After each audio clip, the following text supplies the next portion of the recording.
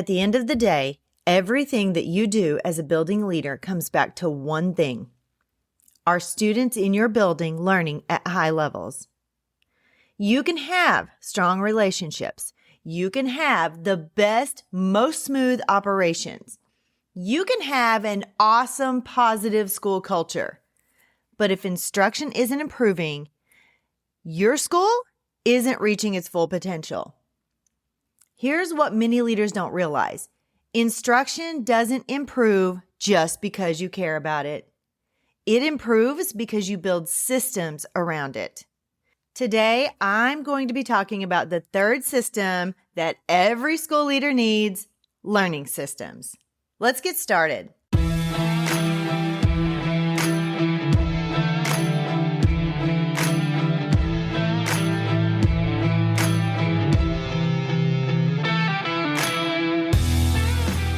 Hi, friend. Are you ready to move into a leadership position? Do you have interests and ambitions that you want to pursue, but feel like you don't know how to take that next step? Maybe you want to start your own coaching or consulting agency. I'm Mel, and I help educators define their career path through correct mindset, knowing your options, and getting prepared for your career transition. I will show you how to level up your leadership skills, share your expertise in a new way, create impact on a larger scale, and put your leadership in motion. As an educator for over 20 years, I started to feel underused and like I had more to give.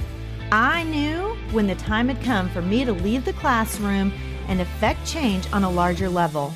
Now, I'm ready to help you determine where your talents and skills mesh with your passions and interests. Put your leadership in motion and move into that next phase of your educational career journey. Let me help you define your career path by having the right mindset, knowing your options, and getting prepared for that next leadership position. So power up and put your leadership in motion. Welcome back to the show, everyone. I'm your host, Dr. Mel. This is episode 245. I cannot believe that I am so far into recording these episodes. I love it. I love doing it every week. I love having you guys come and listen and be part of this community. Over the last two episodes, we've been building a foundation. First, I talked about leader systems, how to lead yourself well. Then, I talked about logistics systems. That's how your school operates. Now, I want to step into a system that drives the mission of the school, and that's learning systems. Learning systems are those structures that you put in place to improve teaching and student outcomes over time. Leaders, you don't improve instruction by chance. You improve instruction by specific design. You have to be intentional. Strong leaders do not leave teaching and learning up to individual preference. They build systems that create focus, consistency, growth across every classroom. Everything starts with instructional focus. If your school is trying to improve, you have to be focused. You can't do 10 things at once because if everything is important, again, nothing is important. And if you're trying to improve everything at one time, then you're not improving anything super well. Strong learning systems, they begin with clear instructional focus. You identify one or two high-impact priorities. Then you can use the see it, name it, do it model or however you want to do it. But you want to make sure that there's a really deep connection. Your professional learning, your PLC conversations, your walkthrough look-fors, they all align to this specific focus, the one or two things that you've identified. When there is alignment, leaders, your growth becomes intentional instead of just scattered and random. And you're not just praying for a good outcome. You're actually making sure that there's a system in place to ensure there is a good outcome. Leaders, you cannot lead instruction from your office. You have to be in classrooms. Walkthrough systems, they give you that consistent way so you can see what's actually happening in the instruction that's happening in your classrooms. You're not just popping in randomly. You're looking for those patterns that are tied to that instructional focus. You're asking, What are teachers doing? How are students reacting based on what the teachers are doing? And is the strategy we're focusing on really showing up? And it's just as important that you follow up. Quick, specific feedback helps your teachers to adjust in real time. This system gives you that big overall instructional picture, but you have to pair it with strong coaching and feedback cycles for it to be the most effective. Those walkthroughs, they're going to show you what's happening, but the coaching is how you're going to change what's happening or what's not happening. Strong learning systems, they include that consistent coaching cycle. You go in, you do the observation, you give real-time feedback, you model if they can't get it with just verbal prompting, then you follow up. Make sure that it's being implemented. Here's the key. It isn't random. It's aligned to that instructional focus. So everything that you do is aligned. When teachers receive that ongoing targeted support, growth becomes visible and sustainable because teachers can replicate it. It's transferable from one lesson or subject to another. Now, let's talk about data, but not in a way that feels overwhelming. This system is about creating a rhythm for using data to guide the instruction in your building. Your teams come together to review student work, to analyze assessment results, to identify gaps, and to plan those next steps. And this is where your PLC system really matters, if you use PLCs. If teachers don't have a structured time and process to collaborate, to analyze data, and plan together, the improvement is going to stay fragmented. You're going to see some improvement, but it's not going to be cohesive. There's going to be just pieces of improvement here and there, and you might not even realize what's making the improvement actually happen. But when you have PLCs that are strong, that data turns into action. So let's talk about professional learning systems. Random PD will not move your school. Aligned professional learning will. Everything comes back to your instructional focus. If your focus is engagement, your PD should support engagement. If your focus is questioning, then your PD should support questioning or higher level questioning. And it doesn't stop at training. You build it in to the practice, to the collaboration, to reflection, to follow-up. Professional learning becomes ongoing because it's not a one and done. It's not a one-time teacher in-service day that you talk about it and then you never think about it again. Whatever you do on your teacher in-service days should be tied to what you are looking for when you go into a classroom. So now let's talk about something that's going to take learning in your building to that next level. It's assessment and progress monitoring. You have to have a system around this. Your walkthroughs, they tell you what's happening in the classrooms.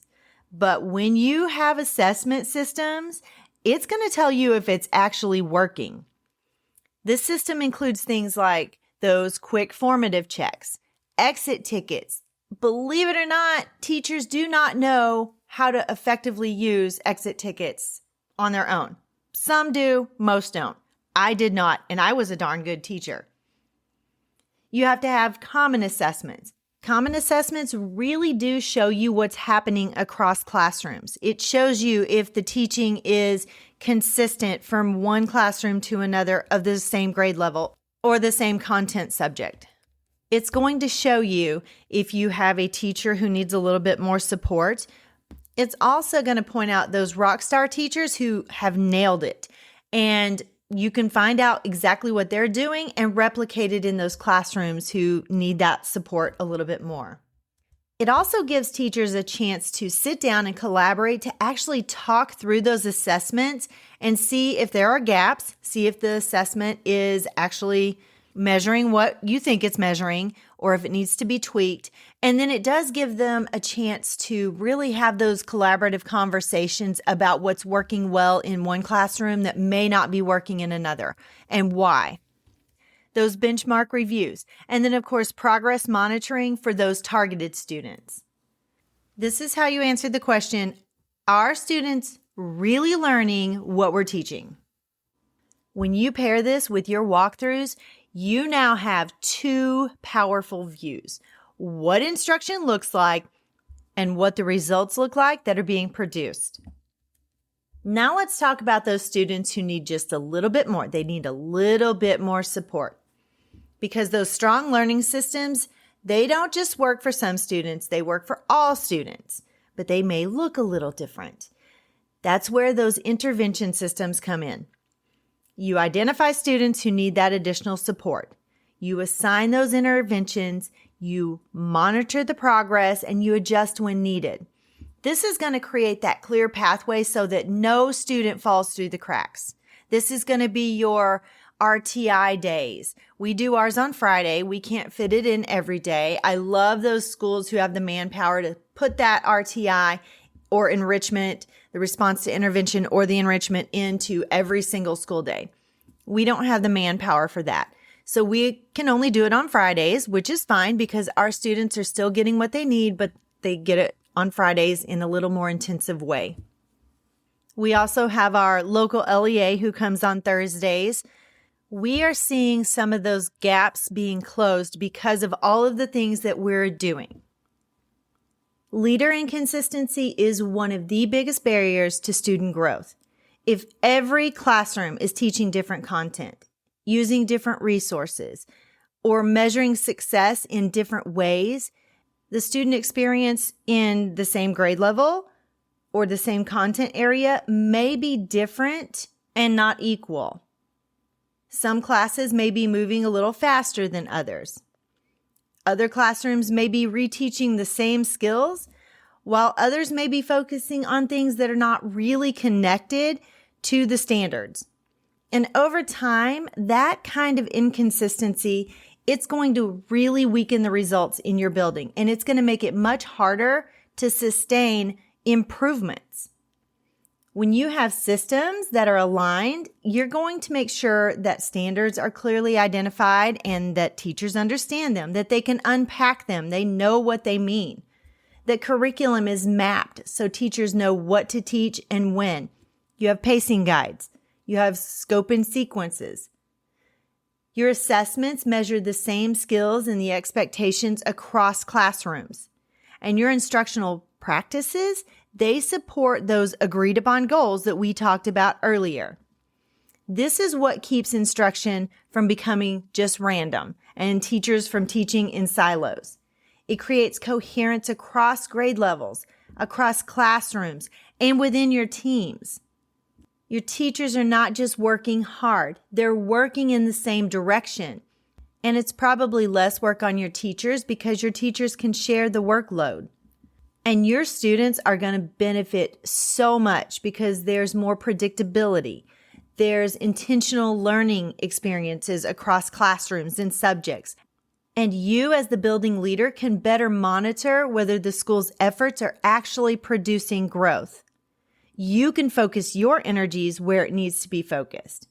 When alignment is strong, instructional conversations, they become sharper. Planning becomes way more focused, and improvement becomes easier too. Leaders, even the best plans fail without follow through. You can have strong instructional focus. You can provide excellent PD. You can set high expectations.